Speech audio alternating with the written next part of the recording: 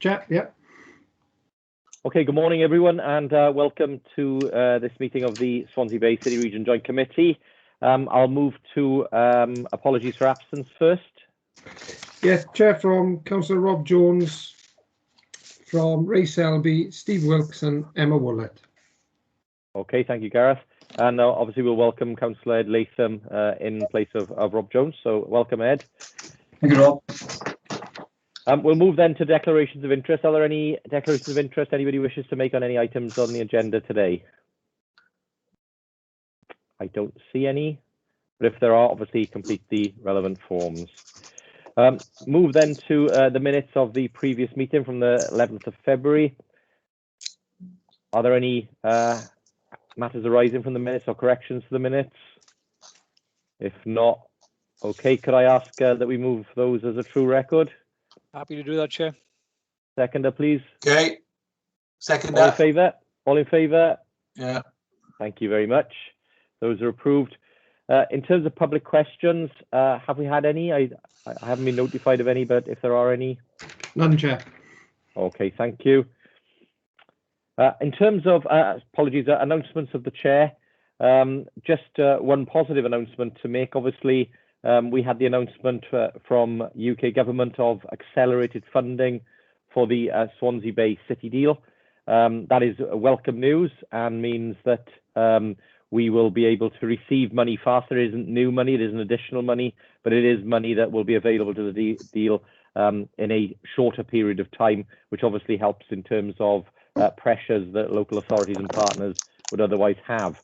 I know our finance officers are currently remodelling that, and we'll be able to give an update in terms of what the impact we believe of that accelerated funding will mean at a future meeting. So, but welcome news all the same.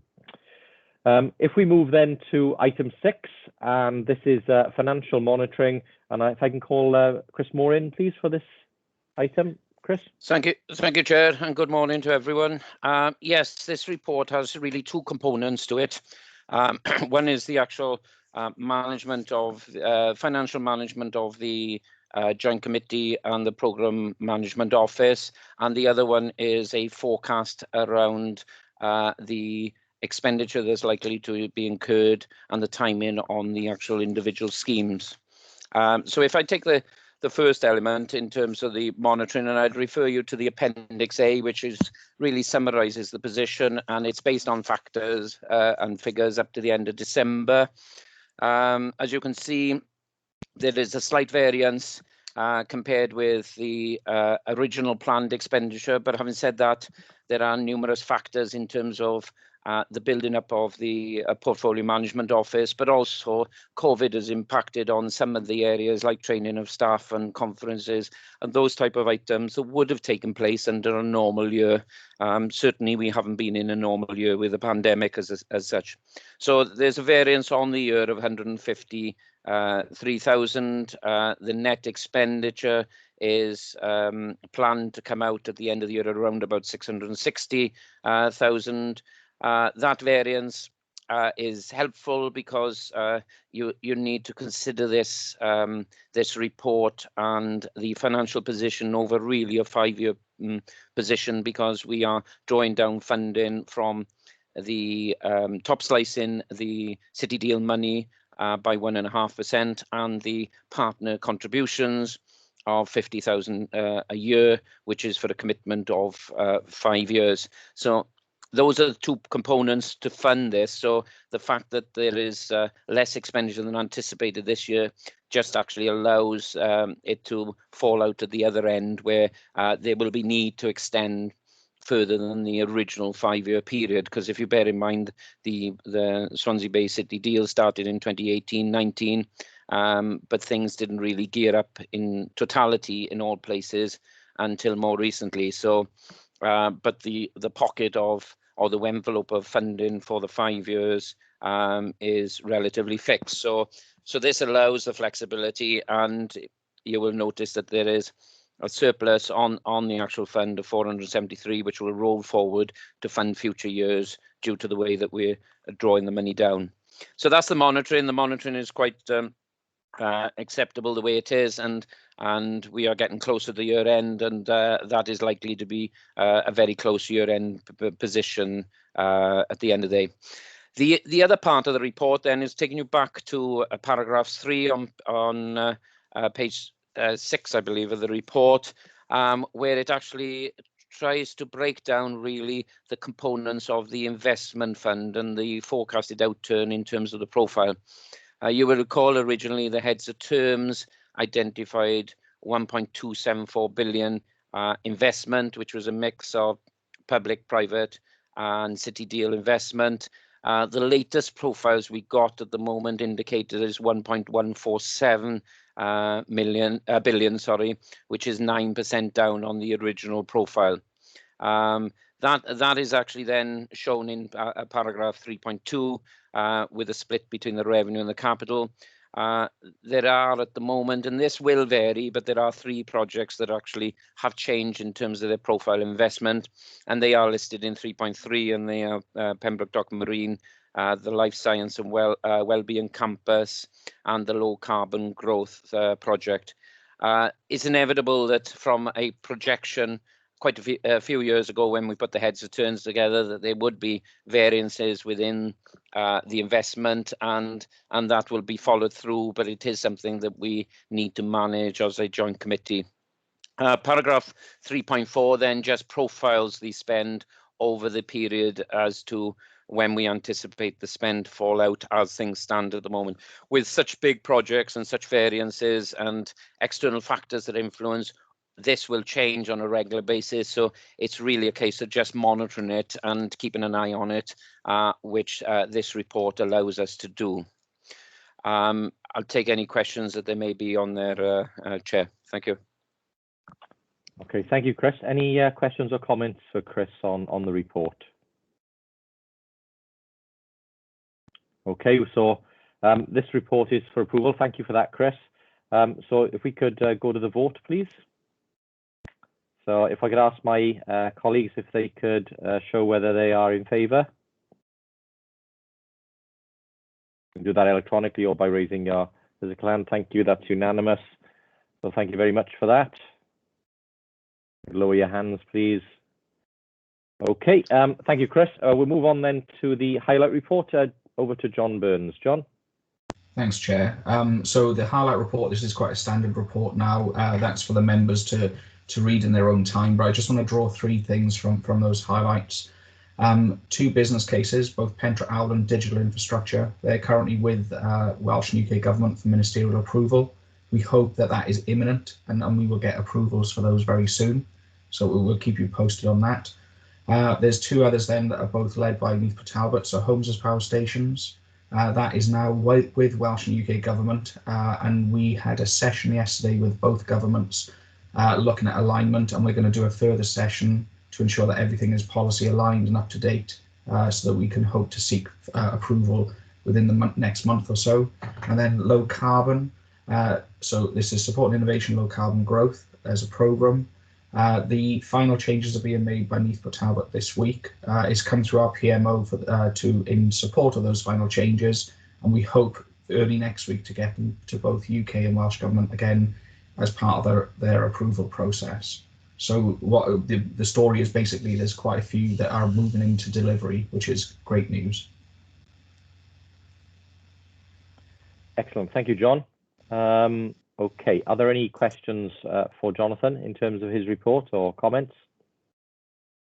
If not, that one's for information only, so we'll note that report. Thank you, Jonathan. If I could move then to item 8. Chris, back to you, and this is an update on recruitment at risk. Chris? Thank you, Chair. Yes, this is seeking the Joint Committee's approval to support employing staff at an element of risk. There are 3 projects currently which are joint regional projects: homes as power stations, digital infrastructure, and skills and talent. And the challenge that the three are facing at the moment is that they really need to recruit some staff so that they can actually get on with developing the plans and the plans around the project delivery, etc. And the resources are limited. So there's been some discussion at officer level, including the Section 151 officers, as to how we can support this, so that actually regionally we can take on the risk should any of these projects not go for and get through to final approval, or else if something else changes that delays them, that we actually fund cover off the financial responsibility. So within the report there are a couple of options that we've considered. One is actually do nothing, which isn't that practical, and it does mean that there is an element of staffing that have already been employed that is taken, which is taken at risk from the lead authority. So in fact, take digital infrastructure, we have a project manager who you will be aware is Gareth Jones. Now, obviously, Carmarthenshire taken that on at risk at the moment and have been to progress it to the business case that it's position that it's in at the moment. And the same with Skills and Talent and homes of power stations. The other one is a partial recruitment, so we don't go up to the full recruitment that they need once the project's up and running, but we allow extra resources. And the final one that was on the table was a full recruitment, which isn't the recommendation within the report at the moment. The other thing is, in terms of the risk, and this will come through with other things in the future, is how we handle the risk across the region and how we share that risk. And again, there were two options considered: an equal split or a populations split on size of population. And you will see towards the end of the report that the two recommendations are that we allow these projects to continue where they recruit up to a partial recruitment so that they can actually facilitate the support that's required around the business planning and the development and the liaison with Welsh Government and UK Government, etc. And that if anything falls by the wayside for any reason, that the risk and the financial loss is actually picked up proportionately through the population spread through the 4 constituent authorities. This has been discussed, as I mentioned, at some length with the Section 151 officers, and the 4, including myself, the Section 151 officers, are in support of taking that and are happy to take that risk on. It is minimal risk, but it allows a structure in place that actually gives the authority for the recruitment, but also spreads the issues around the 4 authorities, which is quite right and proper on the basis they are regional schemes. So you're asked here today to support those 2 proposals, i.e. recruitment, partial recruitment, and support the fact that should anything go wrong with the schemes and we can't claim any of the funding back, that we share it on a population basis. So as long as members are happy with that today, that can allow those schemes to progress with a bit more speed, because they can resource more effectively for that. Yeah, thank you for that, Chris. And look, we appreciate it. I think we haven't fetched this type of report before the committee previously, but it is something, you know, what the recommendations that are before us are the things that we've done previously on our other projects, which is we've taken them forward at risk. And as Chris has said, I think what's set out here is very measured. You know, it represents low risk, and but it does allow the projects to progress. So happy to take any questions or comments from anyone. But just to be clear, the recommendations from officers are of option 2 and option B as set out in your paper, as Chris highlighted in his introduction. Okay, are there any comments or questions on those? If not, again, I'll move to the vote. Could I ask my leader colleagues then to show whether they're in favour of the report, please, by raising your hand. Okay, thank you very much. That is, again, unanimous. Thank you very much, colleagues. Thank you, Chris. We'll move then. Next item is the Sbcd annual report. And if I can call in Phil Ryder, please, to take us through this. Phil. Thank you, Chair. Yeah, so it's a verbal update on where we are with the inaugural City Deal annual report. The narrative for the report has been forwarded to various members and officers for comments. It was sent over 2 emails on the 3rd and 5th of March with a deadline for comments of the 18th of March. The recipients of those emails are the management office staff, the leaders, the programme board representatives, SROs and leads, and the principal delivery partner leads as well. The aim is that if we can get the commentary returned by the 18th of March, then that allows us to meet the proposed timeline to complete this annual report for a release date of early May. Appreciating that Councillor Latham won't have been included on those, so I'll get that sent out to you today, Councillor Latham. And it's just a run through then of the areas that are covered within that narrative. It's the timeline of activity that's been achieved in the last 12 months and a proposed timeline of the activity to be delivered in the 12 months coming. A progress update from each of the individual programmes and projects that make up the portfolio. An update on the governance structures that have been developed and implemented over the last 12 months, along with a summary of the current risk status for the portfolio, the monitoring and evaluation that is ongoing, and a number of other benefits that are being progressed in the coming months and over the last 12 months prior, such as procurement, community benefits, financial summary, marketing and comms, etc. So it's an overall annual report highlighting the achievements and the proposed activity for the coming 12 months.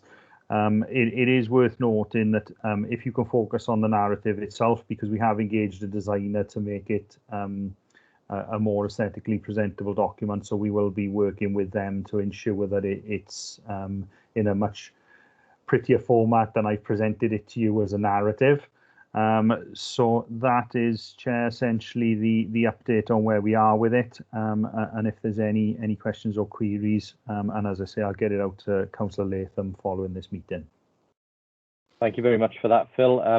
This one is just for noting, for information, so there is no vote in it. But if you've got any questions or comments for Phil on the update he's provided to us, I'm happy to take them. Does anybody have any, Phil?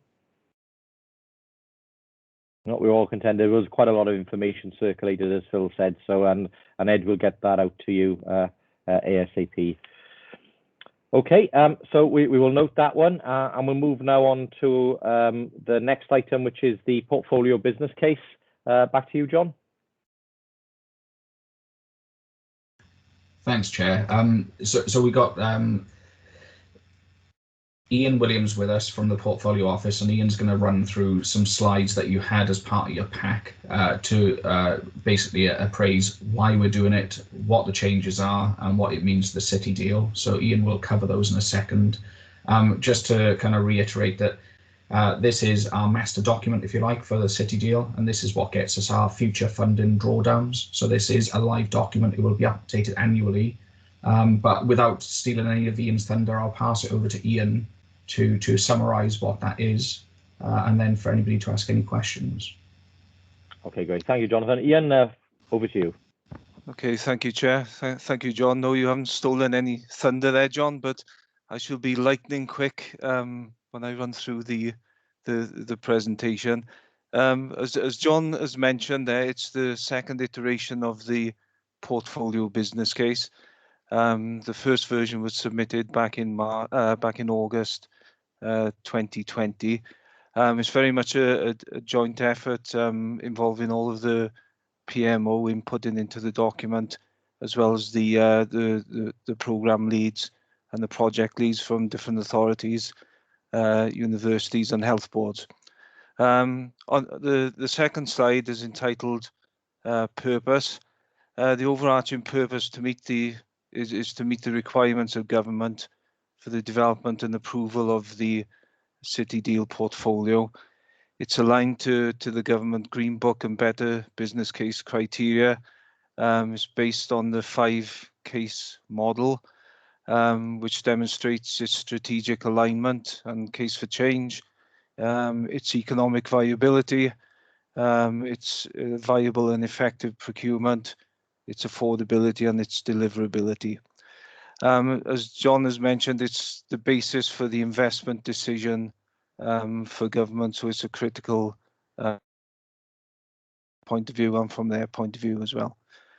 The document contains a number of changes. A lot of them have a result of the accounting officer's review recommendations that was undertaken in September. They've been incorporated into the latest version of the business case. The business case also demonstrates progression with the programs and projects throughout the portfolio, demonstrates progression with the management arrangements for the portfolio. It's also good practice in portfolio management to ensure the currency of the business case. And importantly, it will act as a trigger for the next tranche of City Deal funding. Next slide, entitled Main Changes. These are just the key changes for each of the cases of the business case. In the strategic case, there's been additional detail on policy alignment at portfolio, program, and project level. We've defined and smartened the investment objectives and agreed to set the baseline to 2017. There's additional detail on benefits at program and project level, which will accrue throughout the lifetime of the City Deal. In the economic case, there's updated economic appraisal information for portfolio programs and projects, and updated impact information in terms of GVA and jobs. The commercial case, there's updated procurement principles and procurement pipeline template, updated requirements on community benefit realization for the constituent programs and projects as well. The financial case has updated funding and investment information and further detail on the monitoring for annual and quarterly monitoring to the Welsh Government. Finally, on the management case, updated governance arrangements, plans and templates for the monitoring and management of the portfolio, and updated programme and project status and delivery timelines. If I first of all can just focus on the economic viability of the portfolio overall. This slide is a summary extract of the economic appraisal information that's at portfolio, but also at program and project level. All projects have or will be economically appraised to demonstrate value for money and a return on investment. Perhaps it's important to point out that the portfolio social value has increased from 811 million to 1,117 million. It's mostly as a result of the social value of the digital program being added in, which has increased that number. Low carbon has also been adjusted to 48.7 million from 71.5 as a result of its latest economic appraisal. The benefits cost ratio, which is the third line on the table that you can see, it shows a positive return on investment across the board. An exception of which is the HAPS project, but that has a number of wider benefits that haven't been included or monetized in the economic appraisal. And just to point out, the skills is unlikely to have a full cost benefit analysis due to the nature of the program and the type of appraisal being undertaken there. The next slide on investment and impact summary. The investment section in the middle is largely unchanged from the previous version. The main drive, of course, will be on securing the level of private sector investment that's anticipated at 581 million. In terms of the GVA impact, which is at the right of that table, it's largely unchanged, but both GVA and jobs are in excess of the original figures in the heads of terms, at 2.3 billion GVA and approaching 9,700 jobs. On to the next slide. It's important that we demonstrate that the portfolio is affordable. It continues to demonstrate affordability in terms of actual and planned income and expenditure. All programs and projects have or will be financially appraised to demonstrate affordability at all levels within the portfolio. Funding agreements have also been developed to ensure accountable and transparent flow of funding from government to the constituent projects and programs. As was mentioned at the start of the meeting, the recent announcement of the UK government of accelerated drawdown of funding, whilst not changing the overall financial profile, is welcomed in terms of reducing the cost of borrowing at programme and project level. On to the next slide, which is deliverable and the management case of the portfolio business case. The PMO and the project teams throughout are implementing what's called P3M principles and practices in the management of each element of the portfolio. Management arrangements have developed over the last 6 months with the appointment of the full PMO team and the establishment of key monitoring and valuation tooling and management plans. Some important ones which have been developed over the last few months include the risk management strategy, the change control process, and the communications and engagement schedule. Moving on to the very colourful slide, which demonstrates the updated delivery timescales across the portfolio. Since the last version, Pentrawl and Digital have been regionally approved. They are now awaiting Welsh Government, UK Government approval. HAPS has been submitted and is awaiting approval, and low carbon submission is now imminent.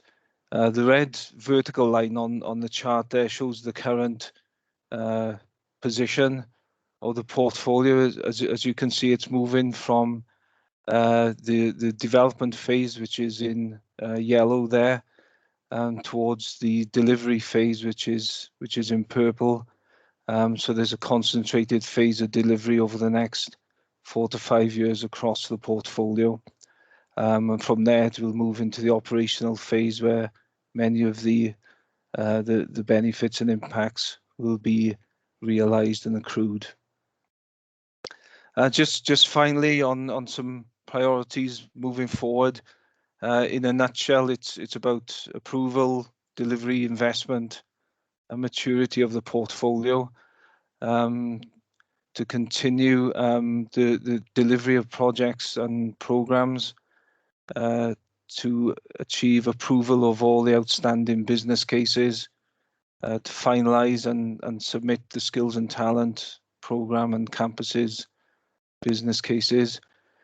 Key focus will be engagement with the private sector to secure the inward investment required in the funding profile, to evolve the governance and assurance and monitoring arrangements throughout the portfolio, updating of the JCA agreement. There will be another Gateway Zero review for the portfolio, probably in the summer. And there'll also be opportunities to complement and synergize the portfolio delivery and activities with other initiatives throughout the region and maybe nationally. That concludes the presentation, Chair. Just happy to take any questions on that.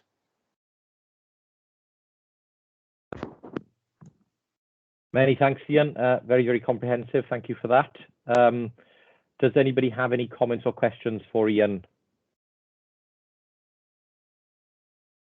No. Ian, I think you've wowed them all, so thank you very much. Excellent. John, did you appreciate it? John, did you want to come back in? Yeah, Chair, it's just a follow-up and an offer to all of our stakeholders, the organisations. If you would like us to come in to share this presentation and cascade that down within your organisations to your senior team, the offer's there. We've already had a couple of people take that offer up, but the offer's there. And yeah, it's about moving forward and making sure that we deliver what we set out to do in the portfolio business case. So, so we look forward to that. Thank you, John. I'm sure people will take you up on that offer. Maria, you put your hand up. Did you want to come in? Thank you very much, Chair. Thanks, John. I think that we will invite in, because it's obviously the Pentra Awel would be really interested in knowing the time scale when you expect UK Welsh Government approval, etc. And it'd be really uplifting for people to hear that as well. So thank you. Okay, thank you, Maria. Is there anybody else who wishes to come in? I can't see any hands at the moment. So if that's the case, then if I could ask you for us to go to the vote again. So if I could ask leader colleagues, if you could indicate if you're in favour of the report, please. Yep, thank you. That's 4 hands I see. Okay, thank you very much. That's unanimous. Thank you, colleagues. Thank you, Ian. Thank you, Jonathan, for that. Much appreciated. Yeah. We've now got item 11, which is exclusion of the public. The reasons for that exclusion are laid out in the report. Again, could I ask leader colleagues to indicate if they agree with the proposal to go into private session? Okay, thank you again. Yep, that is unanimous. Thank you. So we'll pause there to allow Gareth